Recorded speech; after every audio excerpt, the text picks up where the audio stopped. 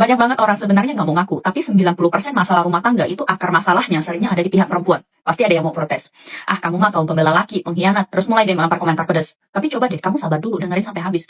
Baru kamu bakal ngerti kalau aku tuh bukan lagi bela siapa-siapa, cuma ngomongin kenyataan paling jujur dalam pernikahan.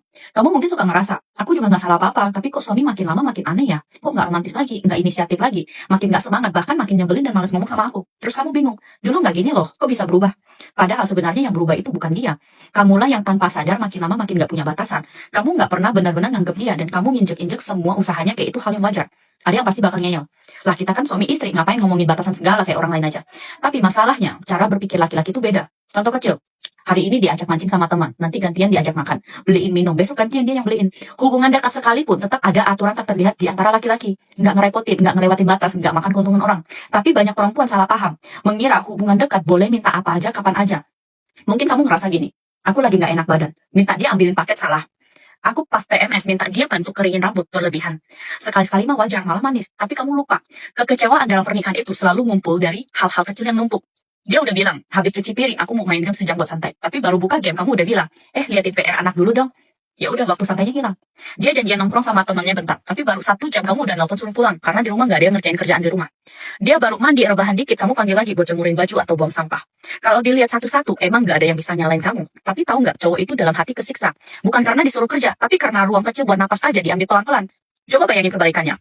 Kamu baru kelar beres-beres, baru mau rebahan nonton drama. Dia bilang, tolong pijitin bahu dong, tolong ambilin buah dong. Nggak berlebihan kan? Tapi kamu pasti kesel.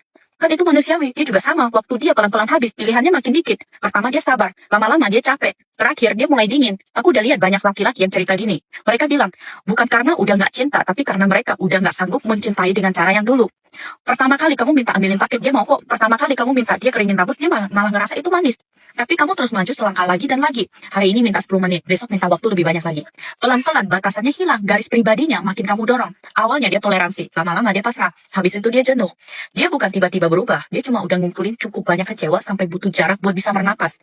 Aku bukan belain laki-laki, serius. Tapi banyak perempuan nggak sadar kalau mereka lagi nginjek ruang pribadi suaminya tanpa sengaja.